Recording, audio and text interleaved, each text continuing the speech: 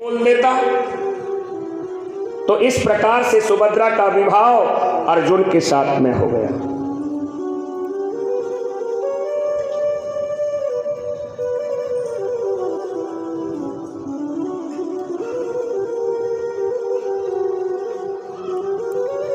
मेरे गोविंद, इस प्रकार से परीक्षित के तीन संबंध द्वारिकाधीश प्रभु के बचाए। बड़ी धूमधाम से सुभद्रा का विवाह अर्जुन के साथ में किया। परीक्षित प्रसन्न कर रहे हैं, सुखदेव स्वामी से कह रहे हैं, देवासुर मनेषु व्या भजन्ति शिवम शिवम प्रास्तम धनिनम भोजनम लक्ष्मण पति हरि। गुरुवर, एक बात मेरी समझ में नहीं आती कि जो भगवान भोलेनाथ की पूजा करते हैं, उपासना करते हैं, वो तो धनवान है, और जो स्वयं लक्ष्मीपति भगवान नारायण की जो पूजा उपासना करते हैं वो गरीब है। अरे स्वयं लक्ष्मी के पति हैं, उनके भक्त गरीब हैं, और जिनको न रहने का ठिकाना, मरगट वैरागी, उसके भक्त माला माल है। सुखदेव स्वामी कह रहे, राजा परीक्षित, ऐसा नहीं है। बोले शंकर ही नारायण है, नारायण ही शंकर है। फर्क इतना है कि हमारे भोले बाबा वास्तव में भोले हैं। कैसे भोले? कि किसी ने एक लोटा जल का चढ़ा दिया तो कुछ, किसी ने आंख धतूरा चढ़ा दिया तो भी कुछ। और कहते एक ने तो क्या किया, एक चोर था और चोर ने सारी रात्रि देखा तो उसे कुछ चोरी का हाथ माल नहीं लगा। अब जैसे ही लौट करके जा रहा तो शिवालय नजदीक पड़ गया, देखा पीतल का घंटा लटका हुआ मोटा सा। सोचा आज इसी को उतार चलते, इसी को ले चलते। और जैसे वो घंटा उतारने लगा, अब वो छोटा रह गया, वो हाथ नहीं आ रहा है उसके। उसने क्या किया, पूरे का पूरा शिवलिंग पर खड़े होकर के वो घंटा उतारा है। इतने में मेरे भोलेनाथ प्रसन्न हो गए। वारे भक्त वाह, दुनिया के लोग तो जल चढ़ाते हैं, पुत्र पुष्प चढ़ाते हैं, और तू इतना बड़ा भक्त तो स्वयं का पूरा ही चढ़ गया।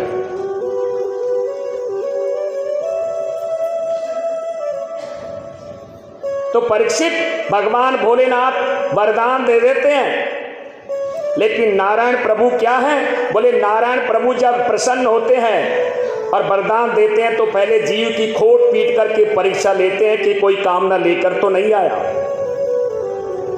सबसे पहले उसका धन का हरण करते हैं, फिर उसके मित्रों से जो सहायता मिलती वो भी खत्म कर देते हैं, फिर भी उसका आश्रय नहीं छोड़ता, फिर उसको इतना देते हैं कि छोटी मोटी गलती करता है तो ध्यान भी नहीं रखते।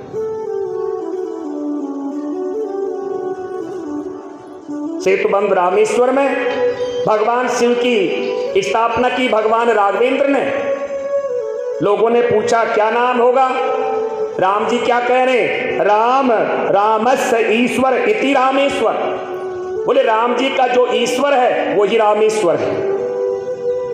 भगवान भोलेनाथ से नहीं रहा गया, तुरंत प्रकट हो गए, कह दिया मैं बताऊं रामेश्वर का क्या अर्थ है। राम ईश्वरो यशस्य रामेश्वर है, जिसका राम ईश्वर है वही रामेश्वर है।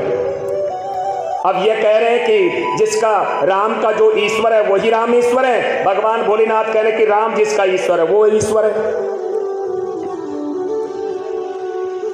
तो इतने में ब्रह्मा जी आ गए। हम फैसला करते हैं, क्या कह रहे हैं? रामश्चापो ईश्वरम इति रामेश्वर। बोले राम ही शिव है और शिव ही राम है, कोई भेद नहीं। भेद है तो कितना, केवल इतना है कि एक भोला भंडारी है और एक खोट पीट करके परीक्षा लेते हैं।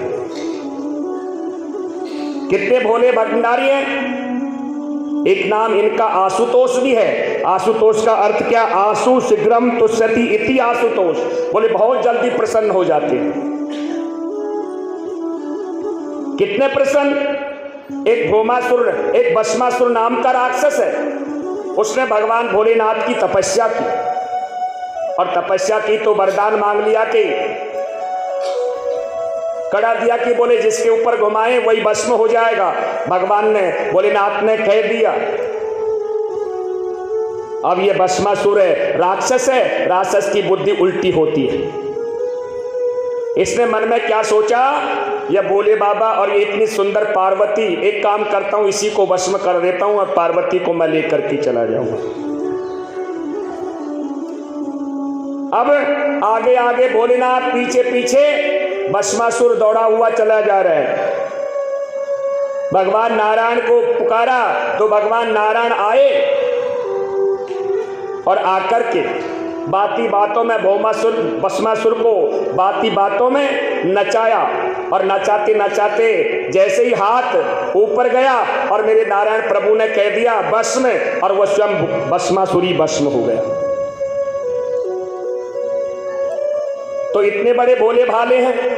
नारायण प्रभु ने भगवान भोलेनाथ से कहा, भोलेनाथ वरदान दो तो कम से कम पहले खोट पीट करके इनकी परीक्षा लिया करो।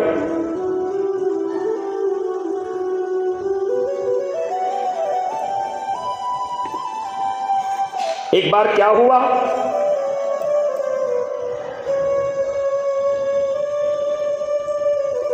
देवताओं की सभा लगी हुई थी और देवताओं की सभा लगी हुई तो एक प्रश्न उत्पन्न हो गया। क्या हुआ कि ब्रह्मा, विष्णु और महेश में सबसे बड़ा कौन है? भृगु ऋषि ने कहा कि हम परीक्षा लेकर के देखेंगे कि इन सब में से बड़ा कौन है। तो भृगु ऋषि कहां चले गए? अपने पिता ब्रह्मा जी के पास में जाकर के ब्रह्मा जी को न प्रणाम किया, न कोई आदर सत्कार किया। अपने पुत्र का यह व्यवहार देख करके ब्रह्मा जी को क्रोध आ गया।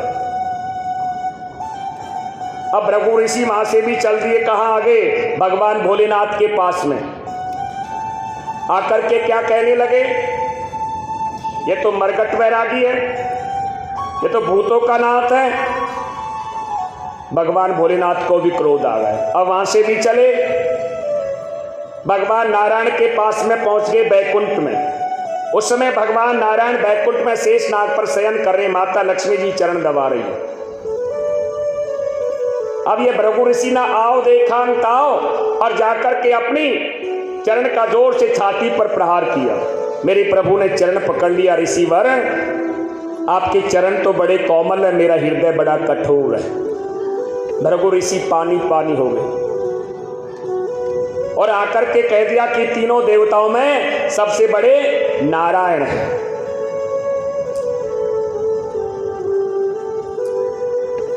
हम तुम्हारे थे प्रभु जी, हम तुम्हारे हैं, हम तुम्हारे ही रहेंगे ओ मेरे प्रियता। हम तुम्हारे थे प्रभु जी, हम तुम्हारे हैं, हम तुम्हारे ही रहेंगे ओ मेरे प्रियता। तुम हमारे थे प्रभु जी, हम हमारे हो, तुम हमारे ही रहोगे ओ मेरे प्रियता। तुम हमारे ही रहोगे ओ मेरे प्रियता।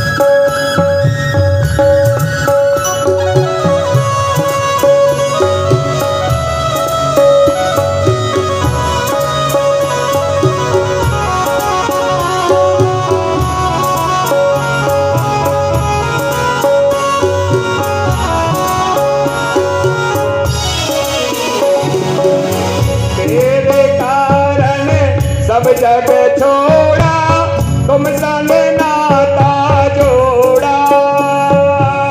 तेरे कारण सब जग छोड़ा तुम संग नाता जोड़ा। तेरे कारण सब जग छोड़ा तुम संग नाता जोड़ा। तेरे कारण सब जग छोड़ा तुम संग नाता जोड़ा। एक बार प्रभु बस यह कह दो तू मेरा मैं तेरा। एक बार बस प्रभु तुम कह दो तू मेरा मैं तेरा। साथी प्रीत कीर्त निभा दो। साथी प्रीत कीर्त निभा दो। ओ मेरे प्रियतम तुम हमारे ही रहोगे ओ मेरे प्रियतम। हम तुम्हारे थे प्रभु जी हम तुम्हारे हैं। हम तुम्हारे ही रहेंगे ओ मेरे प्रियतम।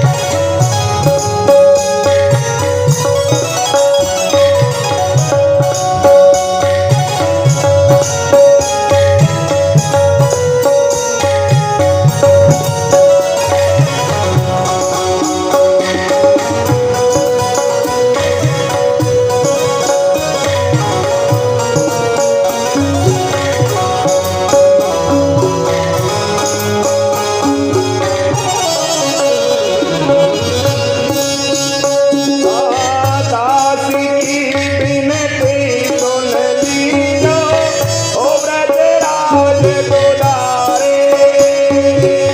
दासी की विनती सुनो लीजो ओ ब्रजराज दुलारे। दासी की बिनती सुन लीजो ओ ब्रजराज दुलारे। दासी की विनती सुनो लीजो ओ ब्रजराज दुलारे। आखिर जीवन की यही आशा पूरन करना प्यारे। आखिर जीवन की यही आशा पूरन करना प्यारे। एक बार प्रभु हृदय से लगा लो। एक बार प्रभु हृदय से लगा लो। ओ मेरे प्रियतम हम तुम्हारे ही रहेंगे ओ मेरे प्रियतम। तुम हमारे थे प्रभु जी तुम हमारे हो। तुम हमारे ही रहोगे ओ मेरे प्रियतम। हम तुम्हारे थे प्रभु जी हम तुम्हारे हैं। हम तुम्हारे ही रहेंगे ओ मेरे प्रियतम। हम तुम्हारे ही रहेंगे ओ मेरे प्रियतम। हम तुम्हारे ही रहेंगे ओ मेरे प्रियतम। बोलिए वृंदावन बिहारी लाल की जय। जय जय श्री राधे श्याम। सुखदेव स्वामी कह रहे राजा परीक्षित मेरे द्वारिकाधीश प्रभु समय समय पर अपने पुत्रों को उपदेश देते हैं और ये हम सबका ही कर्तव्य है कि अपने संतान को सुंदर उपदेश दें। तो भगवान श्री कृष्ण अपने पुत्रों को लेकर के बैठे, कह रहे हैं पुत्रों कि भक्ति को बिगड़ने के 4 साधन हैं। कौन से? रूप यौवनम संपत्ति प्रभुता में विवेकता एकम अननार्थम किमम यत्रम चतुष्टयम। रूप, अधिक रूप का होना, सुंदर होना, यौवन जवान होना, संपत्ति धन होना, और प्रभुत्तम यानी उच्च पद होना। तो पुत्रों ये चारों चीज तुम्हारे पास में है। तुम सुंदर भी हो, युवा भी हो, धन की तुम्हारे पास में कमी नहीं, और उच्च पद भी है, तुम राजा के पुत्र हो। और यदि इसके साथ में विवेक नहीं रखोगे तो गड़बड़ हो जाए। मेरे प्रभु उनको सुंदर उपदेश दे रहे हैं। क्या कह रहे हैं कि पुत्रों कभी भूल कर भी किसी संत से अपराध मत करना, और यदि संत से तुमने अपराध कर दिया तो मैं भगवान होकर भी तुम्हारी रक्षा नहीं करूंगा। साधो हृदय मयम यानी साधु के हृदय में मेरा निवास। अब कुछ पुत्र हंसने लग गए कि पिताजी को तो काम धाम तो है नहीं, और जब चाहे जब ये संतों की बड़ाई करने लग जाते, उपदेश पर ध्यान नहीं दिया।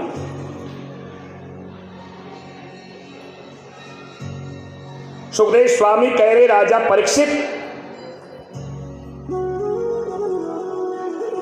एक बार क्या हुआ, ये कृष्ण के पुत्रों ने कहने के बाद में भी संतों से ही अपराध कर दिया। क्या किया?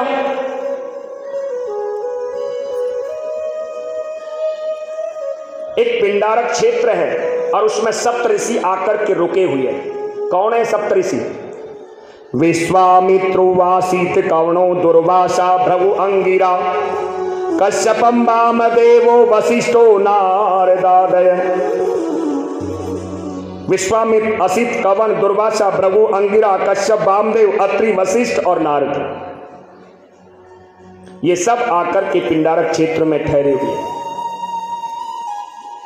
अब कृष्ण के पुत्रों ने जैसे ही इनको देखा, सोचा जी पिताजी बहुत बड़ाई करते, संत बड़े त्रिकालदर्शी होते, तो इन्होंने क्या किया, जामवती के पुत्र हैं श्याम, और श्याम को एक जनानी साड़ी पहना करके और कपड़ों की पोटली बना करके उसके पेट पर बांध करके और उन ऋषियों के सामने ले जा करके खड़ी कर दिया।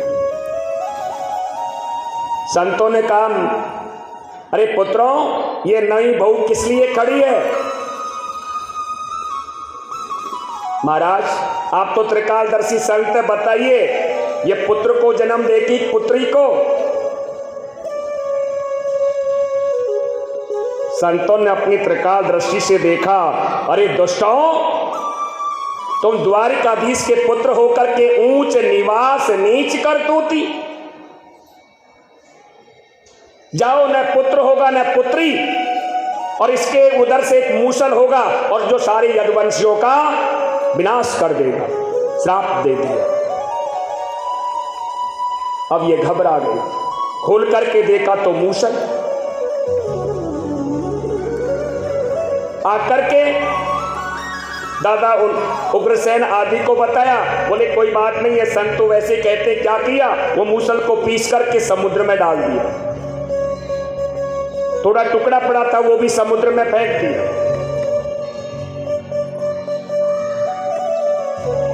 अब इन यदुवंशियों को श्राप मिल गया। सुखदेव स्वामी कह रहे हैं, राजन, जिस दिन से इन यदुवंशियों को श्राप लगा उसी दिन से वसुदेव आदि का मन भी विचलित हो गया, बेचैन है। एक बार संत नारद जी आए। संत नारद जी से वसुदेव जी कह रहे कि मेरा मन में थोड़ी हलचल है, मेरा मन नहीं लग रहा, क्योंकि जब कुछ अशुभ होना है तो होता है तो उसका पहले ही संकेत मिल जाता है। तो नारद जी ने वसुदेव जी से कह रहे कि कृष्ण जैसा तुम्हारा पुत्र और फिर भी तुम्हारा मन नहीं लगता। तो नारद जी ने वसुदेव जी को उपदेश दिया।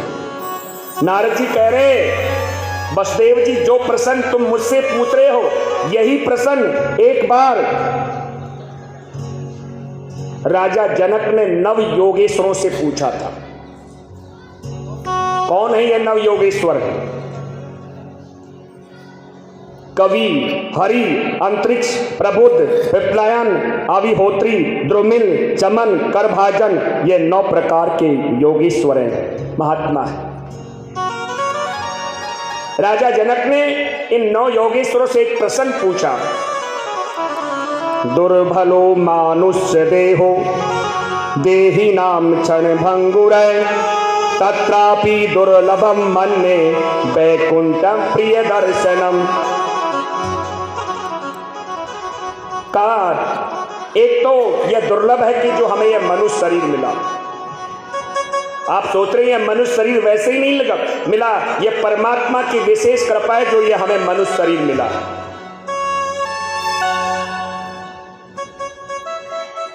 और उसमें भी ये क्षण भंगुर है, कब क्या हो जाए किसी को पता है। और उसमें भी यदि वैकुंठ भगवान के दर्शन हो जाए तो और भी दुर्लभ है। मुझे बताइए कि कल्याण का मार्ग क्या है, भागवत धर्म क्या है, उसकी परिभाषा क्या है। योगेश्वर, नव योगेश्वर बड़े प्रसन्न हुए राजा जनक से सुनकर के, तो कह रहे हैं, ये वही भगता प्रोक्ता उपाय आत्मा लब्धे अजम पुषम विदा सविदम भगता नहीं हम।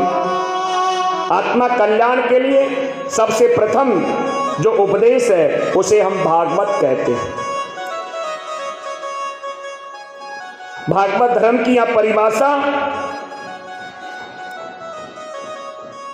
इसके 3 धर्म हैं। कैसे? बोले भागवत आरंभ कहां से होती है? भागवत आरंभ होती है विश्वास से। यदि आपके अंदर विश्वास नहीं है, आप मंदिर में गए, सोच रहे हैं कि मंदिर में तो मूर्ति बैठी है पत्थर की, तो आपका जाना बेकार है। भागवत आरंभ कहां से होती है? विश्वास से। मध्य कहां होता है? संबंध से। अरे तुम परमात्मा से कुछ न कुछ तो संबंध जोड़ोगे, स्वामी सेवक का, गुरु का या शिष्य का कुछ तो जोड़ोगे। अंत कहां होता है? अपने आप को समर्पण कर देना।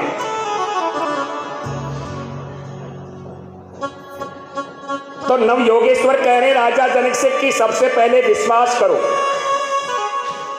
विश्वास करने के बाद में संबंध जोड़ो, और संबंध जोड़ने के बाद में अपने आप को परमात्मा में समर्पण कर दो। यत् करोसि यदा नासि यद होसि ददायितम मय पीतम मनोबुद्धि ययात्मा संप्रसिद्धः। नव योगेश्वर कह रहे, अरे मन से परमात्मा का स्मरण करो। कर्म तुम कुछ भी करो, और कर्म भी करो तो अच्छे करो, और करने के बाद में परमात्मा को समर्पण कर दो, फल की इच्छा मत करो। यदि तुम्हें विश्वास है तो कण कण में परमात्मा का वास है। अब बताइए, जब भरी सभा कौरव पांडव की थी और उसमें द्रौपदी को नग्न किया जा रहा था। द्रौपदी सबको पुकार रही, सबसे कह रही है,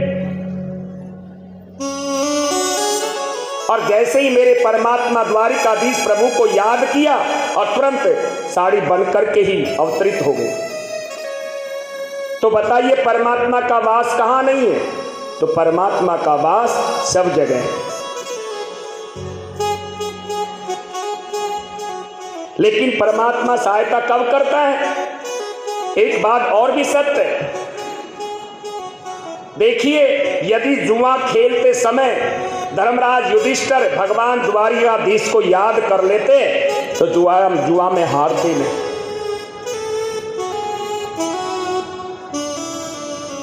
द्रौपदी की भी कब सहायता की? द्रौपदी पहले सोच रही थी कि इतने बड़े बड़े भीष्म पितामह, द्रोणाचार्य, कृपाचार्य ये बैठे, इनके सामने मुझे कौन नग्न कर सकता है। सबने अपनी नीची नजर कर ली, 5 पति बैठे, इनके सामने कौन मुझे नग्न कर सकता है। किसी ने सहायता नहीं की। आकर मैं दोनों हाथ ऊपर कर लिए और मेरे गोविंद को याद किया।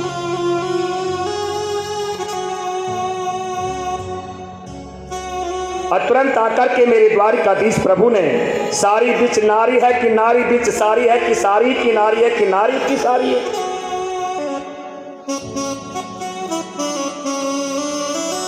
नव योगेश्वर महाराज जनक से कह रहे हैं, विश्वासो फलदायकम, विश्वास नहीं परमात्मा का वास।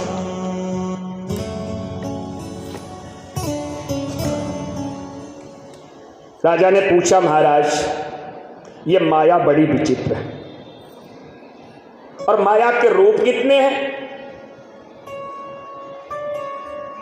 तब नव योगेश्वर कह रहे हैं कि माया के 3 रूप हैं। पहला रूप महासरस्वती, दूसरा रूप महालक्ष्मी और तीसरा रूप है महाकाली।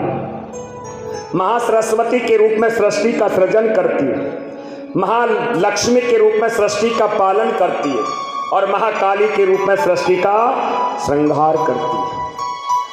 ये माया के 3 रूप है।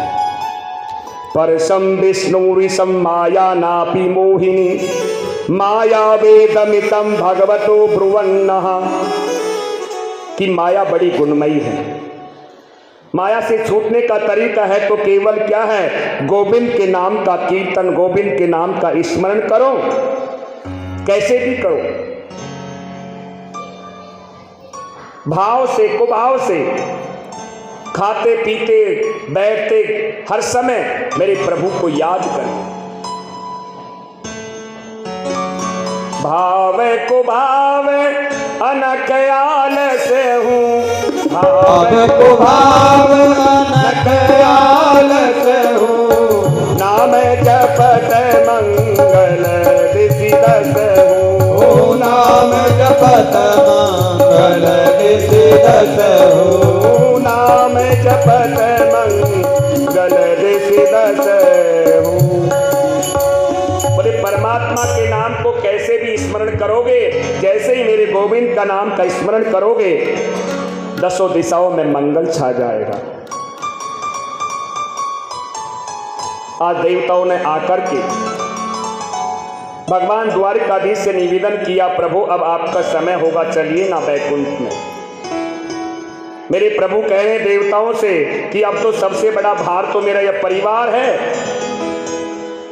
जब तक मेरे यह परिवार का भार नहीं उठता तब तक मैं नहीं आ सकता।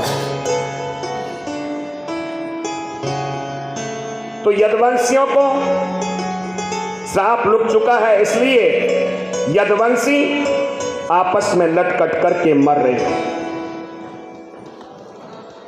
कहते कि 99,000 इन यदुवंशियों की संख्या है और वो आपस में लटकट करके मर गए। समुद्र के किनारे आ गए, हथियार खत्म हो गए, तो एक इरका नाम की घास होगी और वही अस्त्र का काम कर रही है।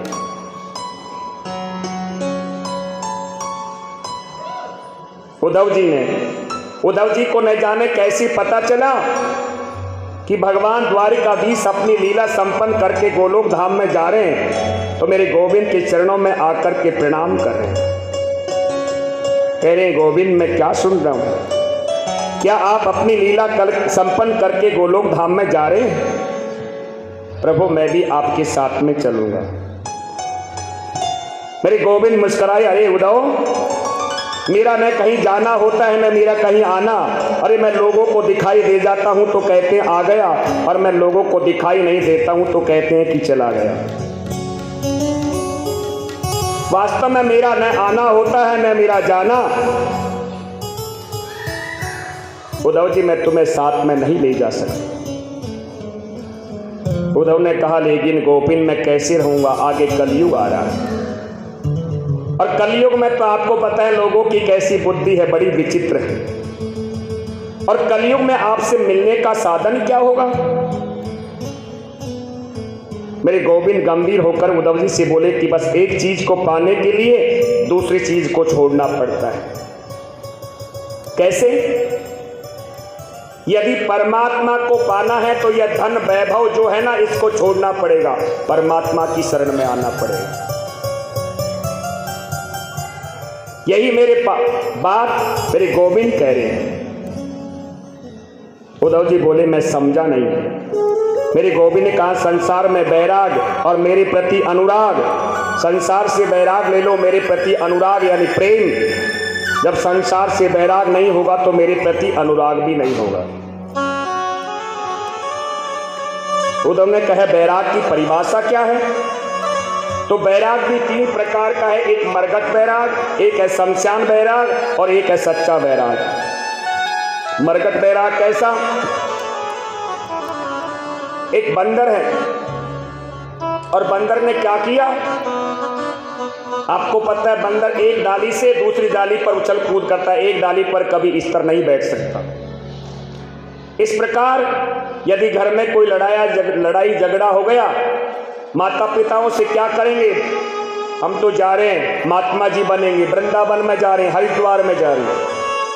अब यहाँ से श्रीमान जी चली भी गई, लेकिन स्टेशन पर जाते ही याद आ गई पोते की। अरे मेरे पुत्र तो बड़ी नालायक है, लेकिन मेरा पोता मेरे बिगर में कैसे रहेगा, तो उल्टे लौट करके आ गए। यानी मरगट वैराग थोड़ी देर के लिए आया। दूसरा वैराग शमशान, शमशान भूमि को सब जानते। आपको पता है जब व्यक्ति की मृत्यु हो जाती है तो लोग जाते क्या कहते हैं, अरे भैया एक दिन तो हमको भी यहीं आना है, कोई किसी का नहीं।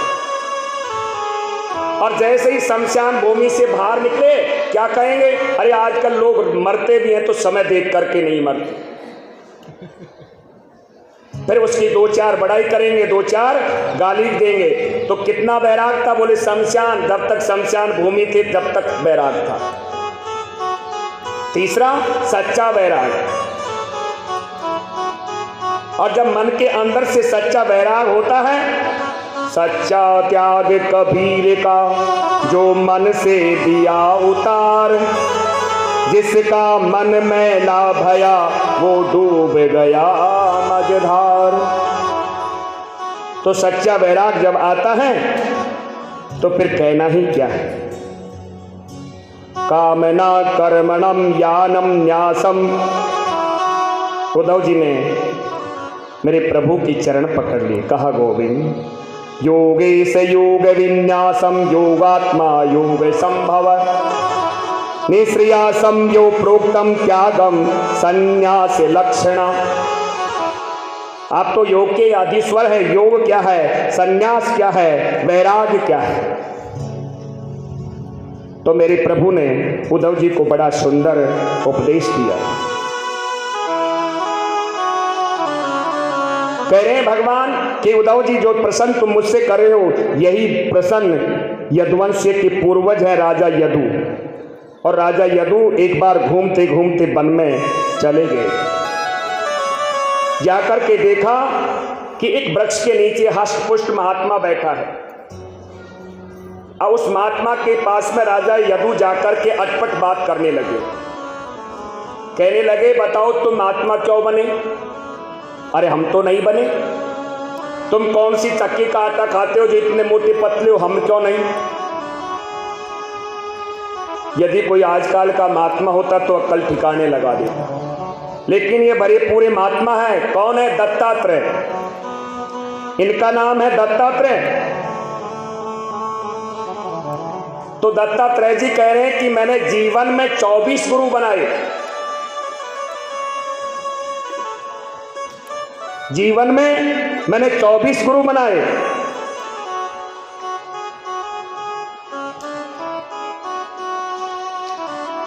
कौन कौन से?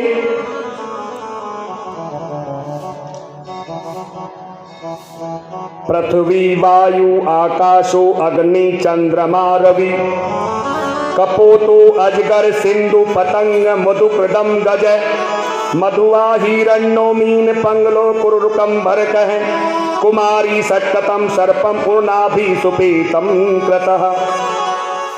पृथ्वी, सबसे पहले मैंने पृथ्वी को गुरु बनाया। क्या सीखा कि पृथ्वी के समान संत को सहनशील होना चाहिए। पृथ्वी देवी पर हम कहीं भी गड्ढा खोदें, मलमूत्र क्रिया का त्याग करें, लेकिन पृथ्वी देवी के अंदर कभी क्रोध नहीं आता, इसलिए संत को कभी क्रोध नहीं करना चाहिए। दूसरा गुरु मैंने वायु को बनाया। वायु का कार्य क्या है? बोले चलना।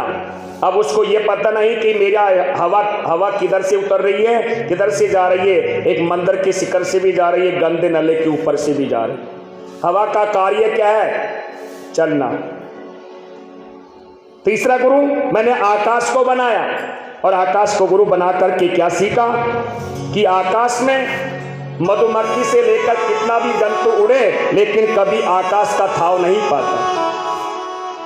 इसी प्रकार से संत महात्माओं का हृदय भी इतना ही होना चाहिए। कोई कितनी भी अटपटी बातें कहे, लेकिन कभी उजलना नहीं चाहिए। चौथा गुरु मैंने जल को बनाया। जल को बना करके क्या सीखा महाराज? बोले जल को हम चूल्हे पर गर्म करते हैं और फिर उसको उतार करके रखते थे, फिर जल ठंडा हो जाता है। पहले भी ठंडा था, फिर भी ठंडा हो गया। ऐसी बाणी बोलिए मन का आपा खोए, और अन्न को शीतल करे आप शीतल होए। तो बाणी ऐसे बोले महात्मा को कि किसी को तकलीफ न हो। और अग्नि को गुरु बनाया। अग्नि का कार्य क्या है? बोल सूखे भी जलाओ, चाहे आले भी जलाओ, लेकिन उसका कार्य है जलाना। सातवां गुरु मैंने चंद्रमा को बनाया। चंद्रमा का कार्य क्या है? शीतलता देना। महात्मा का भी कार्य है, कोई कितना भी दुखी हो तो उसको समझाना, उसको शांति प्रदान करना। सातवां गुरु मैंने सूर्य को बनाया। सूर्य का कार्य क्या है? प्रकाश देना। संत का कार्य क्या है? पर उपकार करना। आठवां गुरु मैंने कबूतर को बनाया। कबूतर को बना करके क्या सीखा महाराज? कपोतो नारण्यम कृतनीरो वनस्पतो कपोतो भार्यम साधुवासम कवि चितम समा। के कबूतर है, उसकी पत्नी है, कई बच्चे हैं, अब एक वृक्ष के ऊपर रह रहा है। इतने में कोई बहेली आया, जाल बिछाया। अब कबूतर और कबूतरी दोनों चुगा लेने के लिए चले गए बच्चों को। इतने में ही वो बहेलिया ने क्या किया? पकड़ने वाले ने कुछ खाने की चीज डाली। अब वो दोनों बच्चे उड़ के आए और नीचे आकर के जैसे ही चुगने लगे, जाल में फंस गए। इतने में लौट करके कबूतर आया। उसने देखा, हाय मेरे पुत्र, हाय मेरे पुत्र, हाय मेरे पुत्र। करते करते चिंतन करते करते उसको भी पता नहीं चला, वो भी उस जाल में आकर के फंस गया। कबूतर नहीं आई कि मेरे बच्चे भी चले गए, मेरे पति देव भी फंस गए, अब मुझे रह करके क्या करना है। उसने भी चिंतन करते करते वो भी जाल में फंस गई। इसलिए महात्मा को कभी ज्यादा धन एकत्र नहीं करना चाहिए। आजकल देखा होगा महात्मा लोग क्या करते, आश्रम बना लेते। सेठ जी फोन घुमाते, महाराज हम वृंदावन में आ रहे हैं, तैयारी रखना। अब बताओ महात्मा को क्या लेना देना।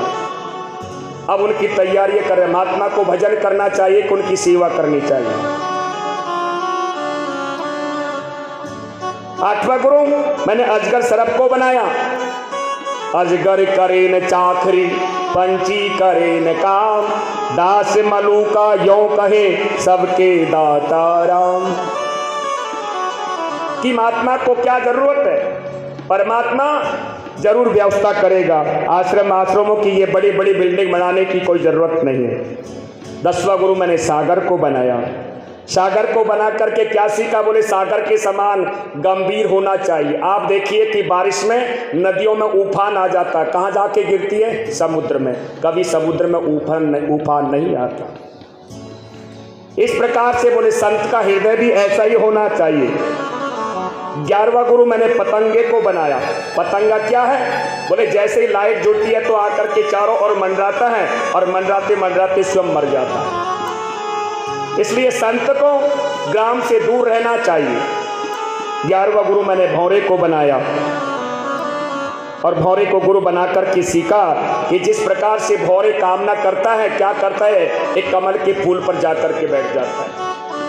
अब वो रस चूस रहा है। अब कमल के फूल का क्या नियम है? सूर्य उदय होते ही खिल जाता है और जैसे ही सूर्य अस्त होता है तो बंद हो जाता है। अब जब बंद होने लगा तो भौरे ने सोचा कि रस आराम से चूसेंगे आज रात्रि भर बैठ करके। अब वो बंद हो गया। इतने में कोई हाथी आया, उसने जैसे ही कमल के फूल को तोड़ा और दबा दिया। तो कहने का मतलब क्या है कि संत को किसी से लगाव नहीं रखना चाहिए। या 13वां गुरु मधुमक्खी को बनाया। मधुमक्खी के समान जैसे मधुमक्खी क्या करती है? शहद एकत्र करती है, रस। तो संत को कभी धन एकत्र करने की आवश्यकता नहीं है। 14वां गुरु मैंने हिरण को बनाया। हिरण को गुरु बना करके क्या सीखा? हिरण को संगीत सुनने का बड़ा चाव। जैसे ही कोई संगीत बजाता है तो हिरण मगन हो जाता है और पकड़ने वाला जाकर के उसे पकड़ लेता है। इसलिए संत को ज्यादा संगीत नहीं सुनने चाहिए, ये ग्रामीण आदियों के। 16वां गुरु मैंने एक वैश्या को बनाया। वैश्या का नाम लेते ही तो राजा ने कहा महाराज वैश्या को? बोले हाँ राजन, एक पिंगला नाम की वैश्या है और वो क्या करती है? सुबह सवेरे सर धज करके बैठ जाती है। मन में सोच रही कोई पुरुष आएगा और मुझे बहुत सा धन देकर के चला जाएगा। ऐसे चिंतन करते करते 1 महीना व्यतीत हो गया। एक दिन उसके अंदर महात्मा में गलानी होगी, यदि इतना चिंतन मैं इन पुरुषों का करती, इतना चिंतन यदि मैं गोविंद का करती तो मेरा कल्याण हो जाता। सुए को पढ़ाते पढ़ाते स्वयं भी तर गई।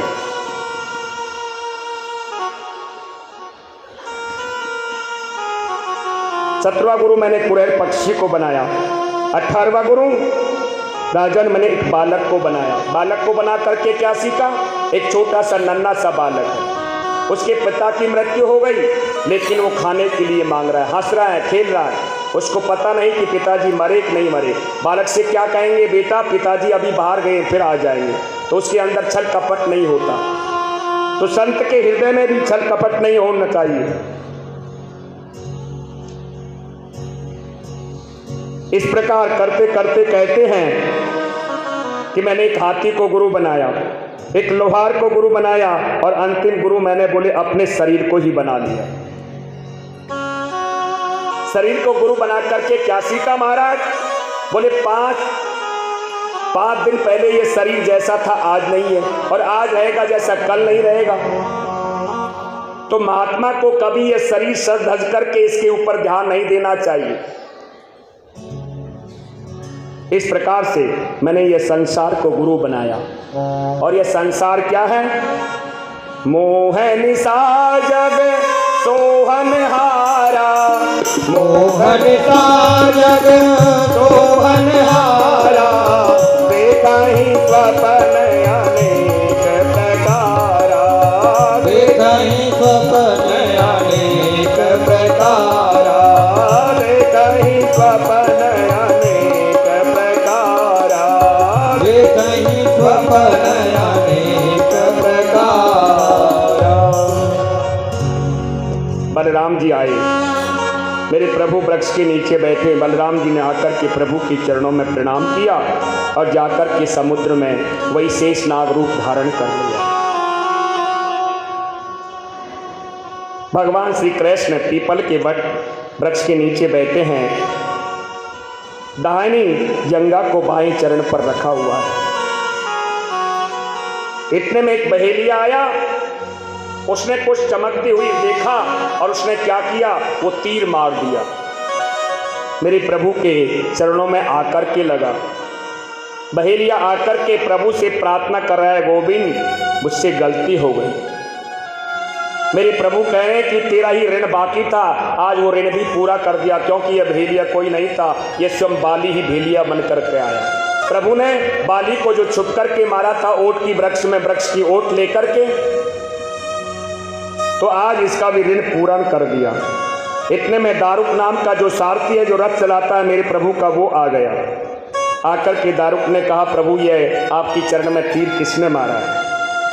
दारुक से कहा कि तुम जाओ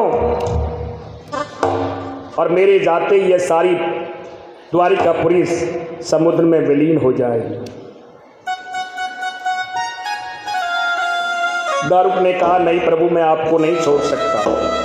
कहा कि यह हमारा आदेश है। बोलिए द्वारिकाधीश भगवान की जय।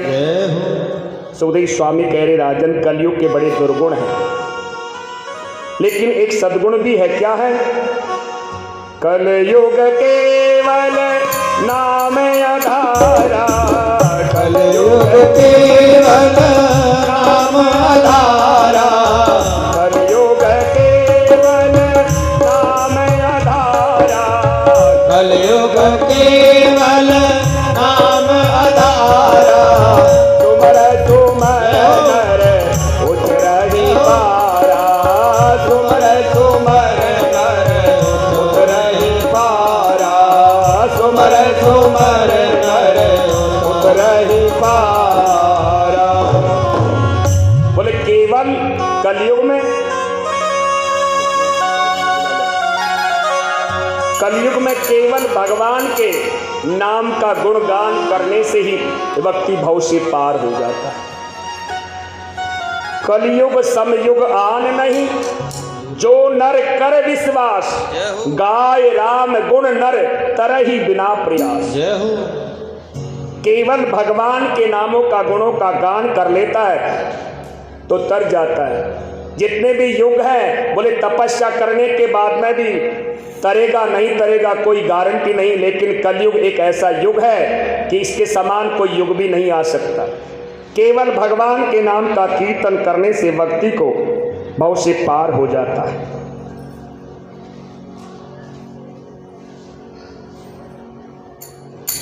जय जय राधा रमण हरि बोल, जय जय राधा रमण हरि बोल, जय जय राधा रमण हरि बोल, जय जय राधा रमण हरि बोल, जय जय राधा रमण हरि बोल, जय जय राधा रमण हरि बोल, जय जय राधा रमण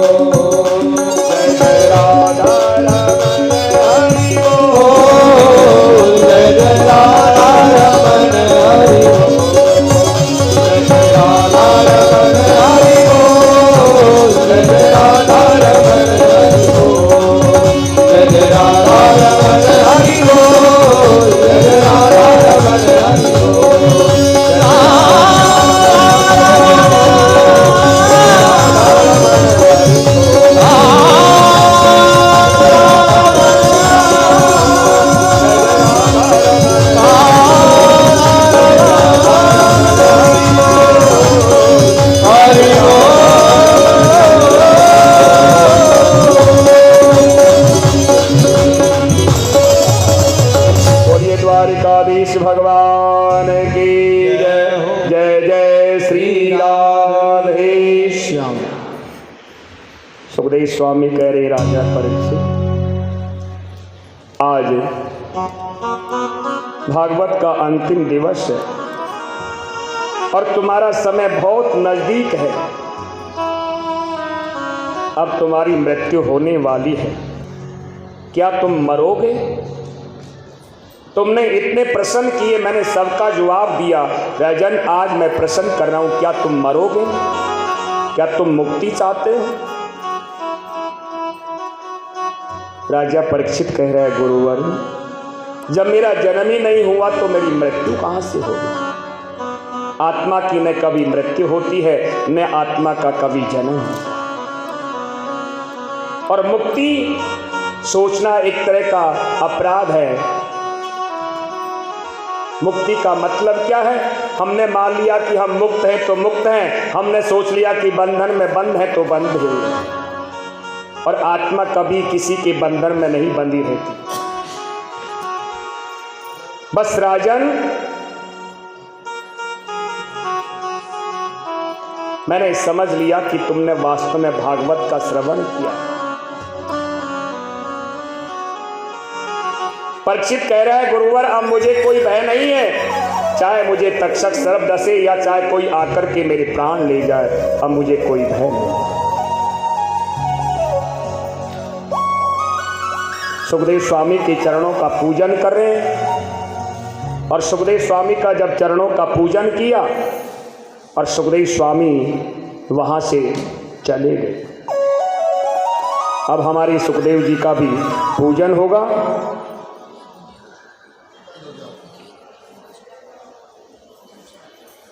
श्री बांके बिहारी लाल की जय, सुखदेव भगवान की जय। जय जय श्री राधे श्याम।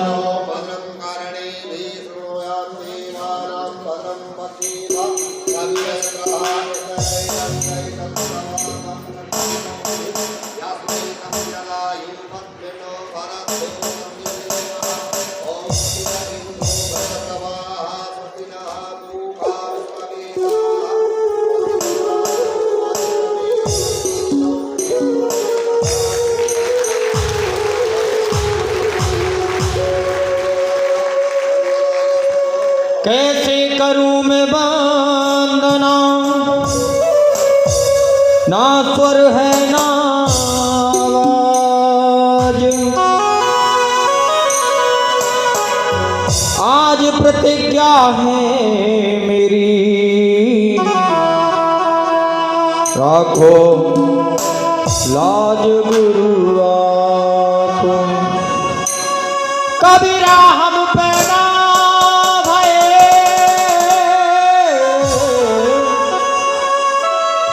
और जग हंसता हम रोई, और ऐसी करनी कर चले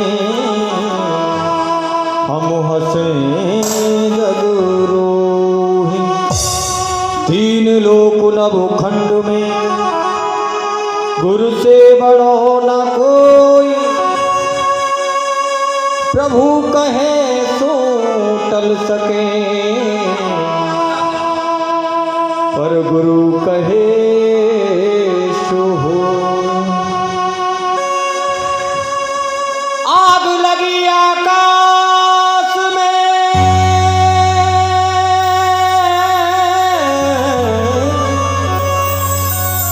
आग लगी आकाश में, और झर झर गिरे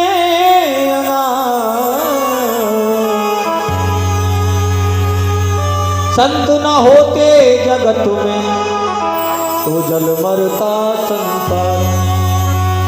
सब धरती कागज करूं लेखन सब बन राय, समुद्र को स्याही पर गुरु गुण लिख्यो।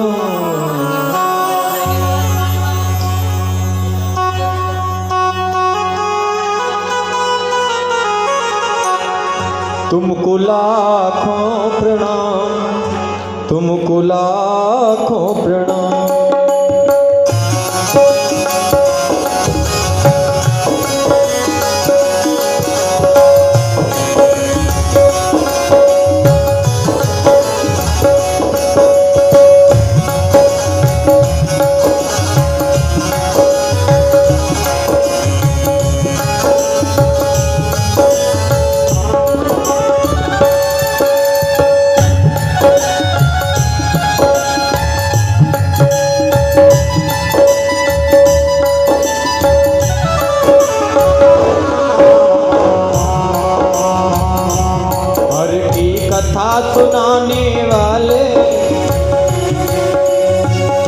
वो प्रभु की कथा सुनाने वाले तुमको लाखों प्रणाम, तुमको लाखों प्रणाम, तुमको लाखों प्रणाम, तुमको लाखों प्रणाम। हरि की कथा सुनाने वाले, प्रभु की कथा